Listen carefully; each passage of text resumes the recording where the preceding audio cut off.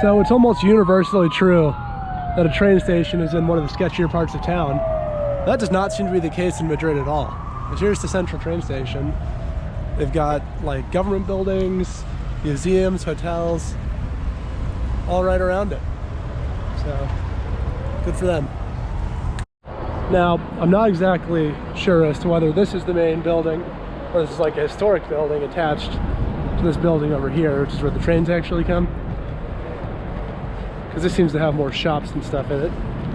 But I think it might be connected down here.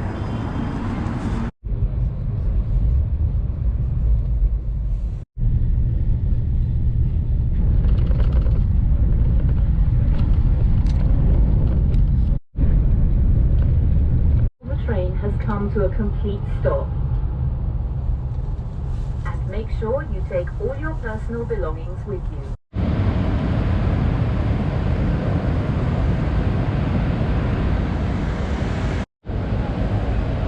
The Toledo train station.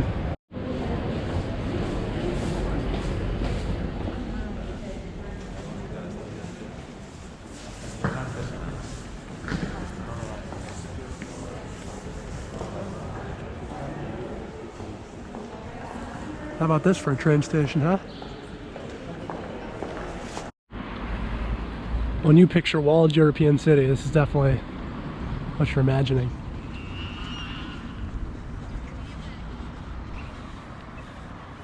Pretty unbelievable. Got the river, lower walls tiered all the way up, all stone. And you got the bridge to cross into that part of the city. It's really, really cool.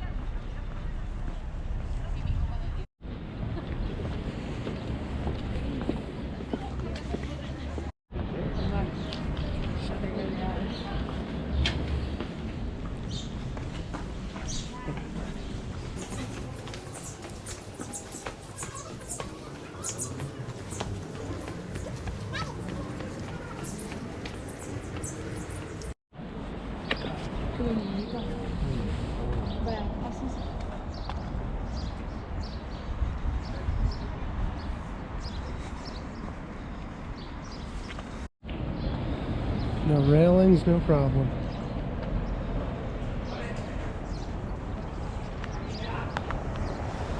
I don't want to heap too much praise too soon, but so far this is the most impressive entrance to an old town I've ever seen in Europe, or anywhere for that matter. It's really just crazy. You got to walk right through the walls, just like you would have in the medieval times. And then, I mean, it's a little vertical, so it's tiring, but it's just so cool. Get up the steps, we're first greeted by the Museum of Modern Art. But today is not for modernity, it's for antiquity. So we're going to go try to find the castle. We've reached what appears to be the central square.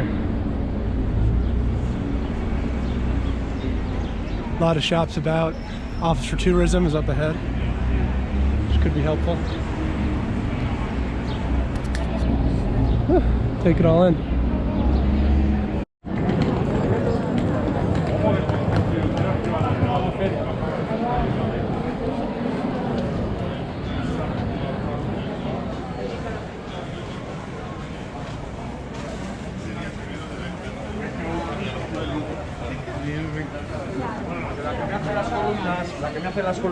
Sword store, of course.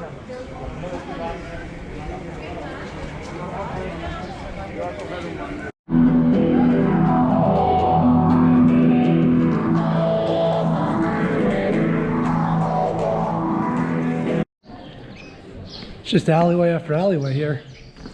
Wish I had a map. I don't know where I'm going. All right, so we're back to the cathedral. Hopefully we can work our way backwards from here. Figure out where to go.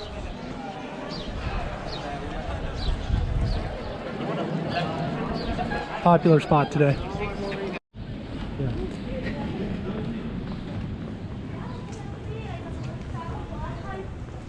All right. We are now in the Jewish quarter of Toledo. So, allegedly there's some synagogues around to see, which would be neat. Just gotta find them first. Up ahead is San Juan de los Reyes, one of the churches here.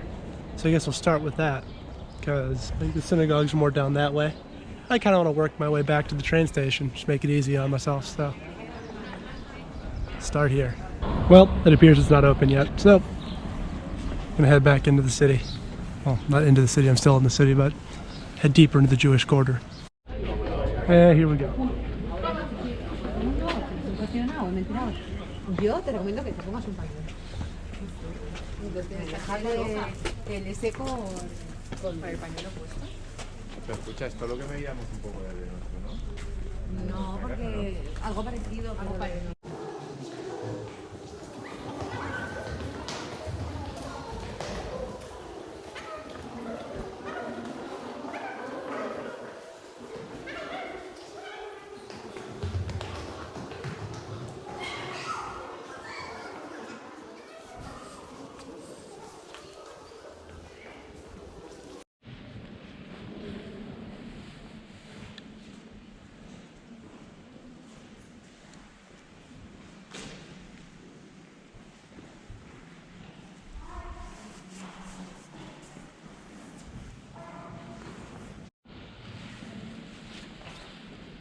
We're back outside again. So, the history of Jewish people in Spain is similar to the history of Jewish people everywhere else in Europe, which is to say, very sad. So, the Jews were kicked out of Toledo and everywhere else in Spain during the Reconquista. And many of them were murdered in fairly brutal ways, tortured. Others were forced to convert to Christianity, or at least pretend to convert. Some were sent abroad to the New World later, and then a couple managed to stay hidden in Spain. Now, the reason that Jews were kicked out of Spain is partially just anti-Semitism, but as is the case with many expulsions of Jewish people, it was also partially a money grab. The English did the same thing under Edward I. Numerous other monarchs have done it because in Christianity you can't money lend, but under the laws of Judaism you can. So Jews were often used as moneylenders, but they were hated for that because no one likes their moneylender. And they also managed to amass quite a bit of wealth. So when they were kicked out, that wealth would usually be seized, which is obviously good for the monarchs. So it's a sad history of when racism and practicality in government align. And then ahead of us we have the most famous synagogue in Toledo, which has been turned into a Sephardic Jewish museum. As you can see, I was not the only person with the idea of coming here on a Sunday. As an homage to the Jewish people, constructed a statue here of Samuel Halevi. Quote. So as far as I can tell, the lines are going to be crazy everywhere. So I'm going to hurry up and go to the Alcazar, which is the army museum, originally a fortress built by Charles V. Just so I can get that out of the way. Or not out of the way, but make sure I can get in before I close it. This is both an easy and hard city for tourism, because everywhere you go, you run into something. But that can be difficult too. It's hard to know how to budget your time. Gotta get a little sustenance first though. That's pretty delicious. So I learned a couple things, useful things during my breakfast/lunch break. One, the city actually wouldn't be terrible to visit on Monday, as long as you can stay an extra day on either side to see the Alcazar, because that's closed on Monday. Everything else basically seems to be open.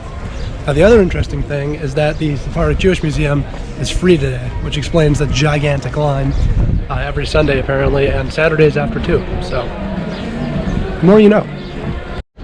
Alright, we are inside the museum and it is free today, so join me as we explore the Alcazar.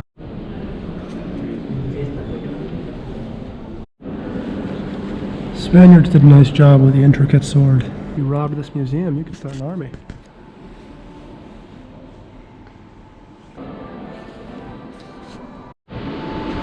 I believe that's the crest of the Bourbons. So we're in the 18th century now, part of the exhibit. Habsburgs are out, Bourbons are in.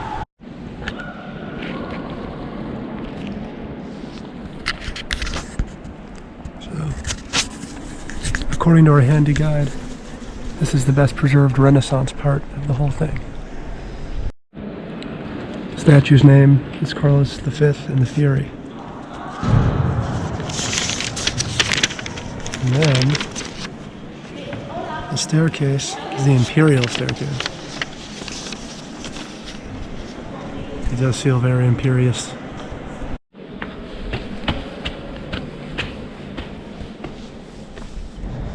Yeah, we made it. Et voila. And another angle. It's weird because I know that there are a lot of people in here based on the line to get in, but it seems kind of empty when you're just walking around. Not that I'm complaining about that, but just curious.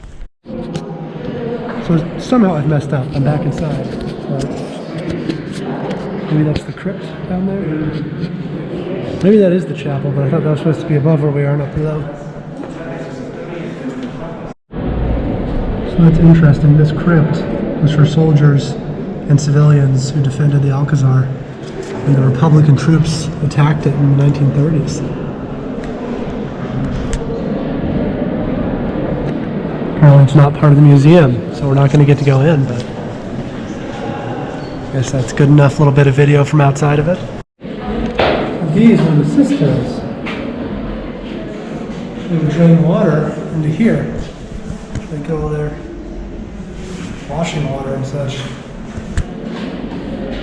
And drinking water as well. Huh. I don't think they had these lids though. It's probably pretty dark in here. Whoa.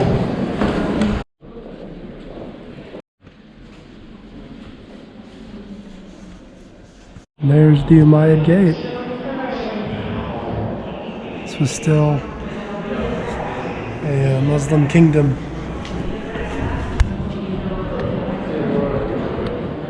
Pretty neat. Just highlights how multicultural Spain's history is. And there's a point when it was, by and large, at least half to mostly Muslim. I mean, the history is literally layered on top. Like, it was Muslim fortress at the bottom, all the way up there. Pretty neat. I mean, really, it's sort of mind-boggling. And also just the age of everything. This is a 10th century gate. Fascinating. And down below here, the old stables built by Charles V. Looks like now they mostly house weapons. We're now in the Imperial Chapel, part of the museum. Built in 1571. It's got this tent in the middle of it, which is a bit peculiar. And it's pretty bizarre. I guess it was a gift to the king, but I don't know what to make of it. This part of the museum is what you pay, or rather don't pay, to see.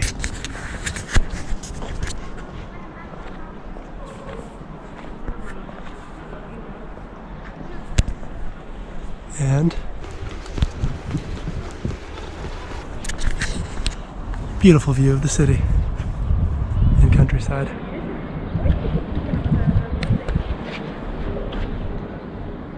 Sorry if I blinded you with the sun. You got a monument right here. A couple getting feisty behind.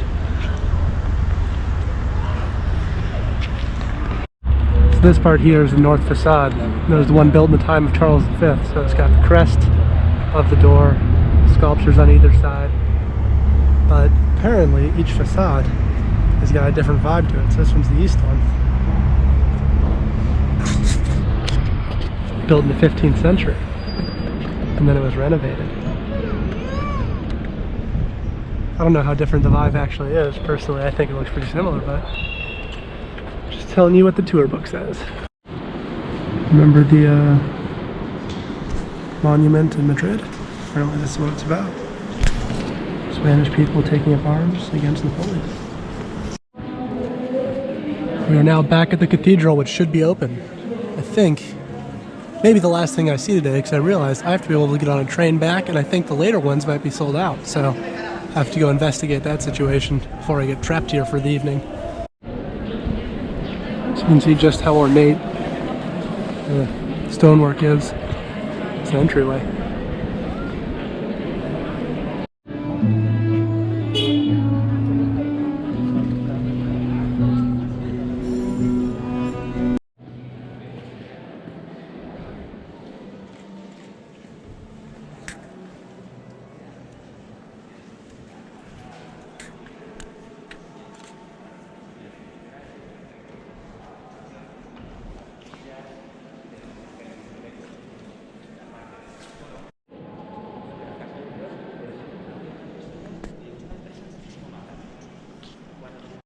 So apparently these red pillars were the only thing left over from the original mosque that was here.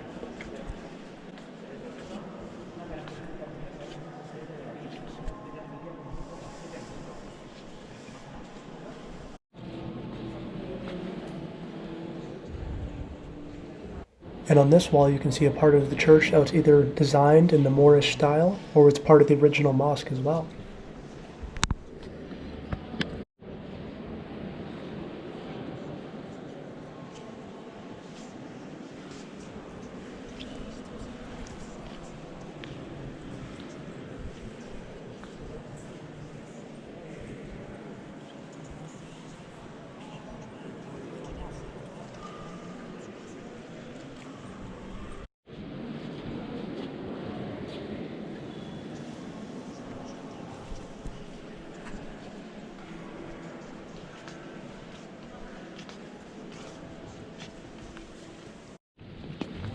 So another cool thing about this church is apparently these doors used to be kept open all the time so that people could cut through the inside of the church and save themselves some time. They wouldn't have to go all the way around.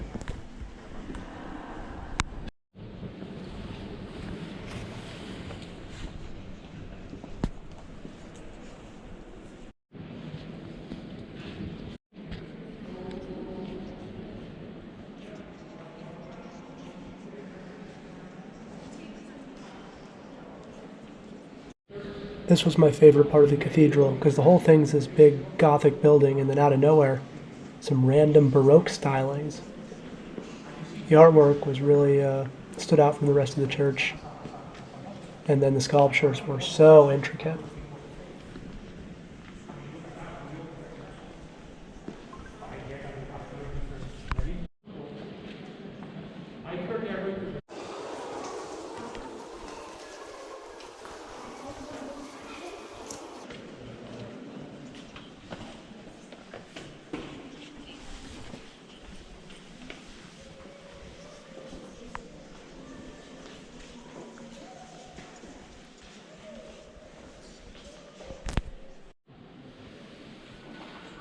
This room had pictures of all the bishops that had presided over this cathedral.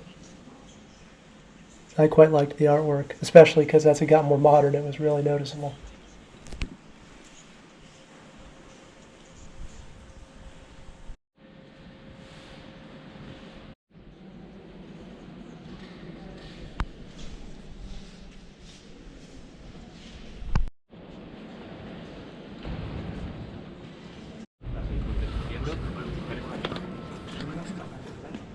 Sobre todo la forma que tienen de representarla, como esa sonrisa, y además hay una complicidad entre el niño y la mamá. Yo que no veo a la madre de Dios o algo así, veo una forma de la madre de Dios, de la forma de la Virgen Clara. Está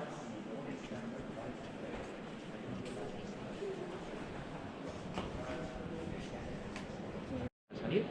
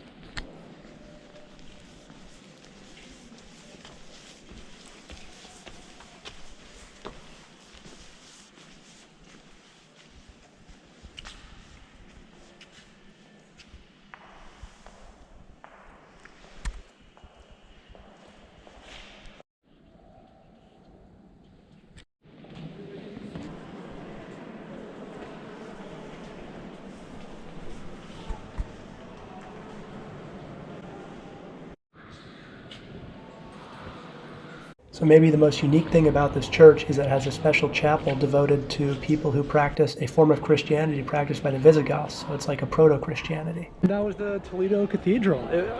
Gotta say, I think it might have taken the Notre Dame in Strasbourg, might have taken that #1 spot. I mean, the way it married the Visigothic Christian church with mosque aspects, and then again with, you know, Baroque and Romantic and Renaissance structures and architecture. It's really,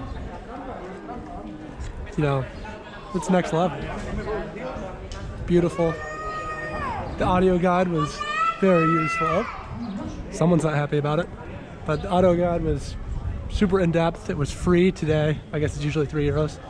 So I don't know, call me McDonald's because I'm loving it. Somehow I walked right by this earlier, but they have a Moorish style building across from the museum that takes you to the Alcazar. Ooh. If I were staying the night in Toledo, I think that's the hotel I'd want to stay at. It's right across from the Alcazar. Pretty cool. Plus Hotel Alfonso VI. What a cool name.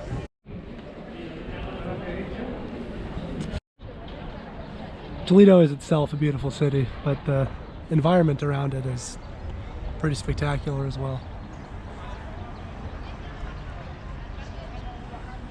Just to have those nice hills, rocky hills, but still green. It's different than anything I've seen in the US. Granted, I've not traveled that extensively in the US, but wow. And the final side of the Alcazar, which I guess would be the east side, complete with lady statue.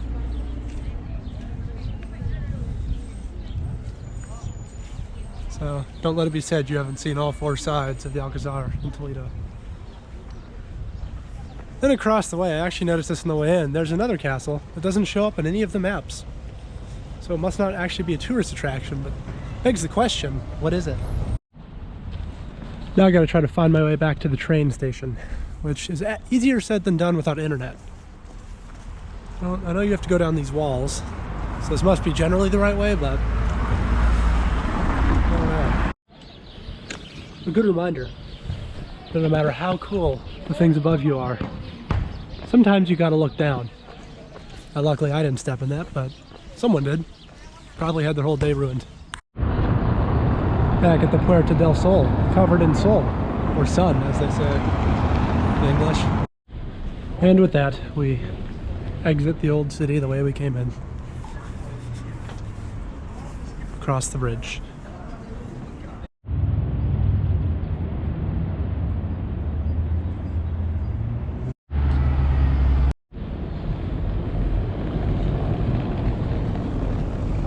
As far as train stations go, come on. That's top 10.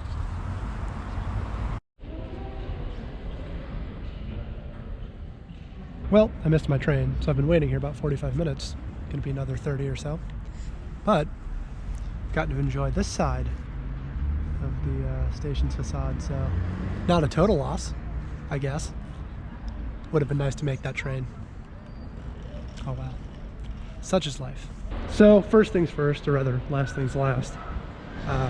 Since this is going in the Toledo video, is Toledo worth visiting? And my answer is an unequivocal yes. It's a fantastic city. I actually think it is probably a little too much to see in a single day trip unless you budget your time a lot more effectively than I did. But it would be, I think, great as a weekend trip, for instance. Probably have to get hit by a car there. But yeah, it could definitely function as a weekend trip. And if you're gonna go, I actually don't recommend going on Sunday, because even though there's stuff you can get in for free, I think the lines sort of counterbalance that. And, you know, at least for me, I'd rather see everything I'd like to see if I'm only there a day than save, you know, €2 on a couple museums. So those are my thoughts for that. We're now gonna spend the last day in Madrid, which will be in a different video, so I'll see you in that.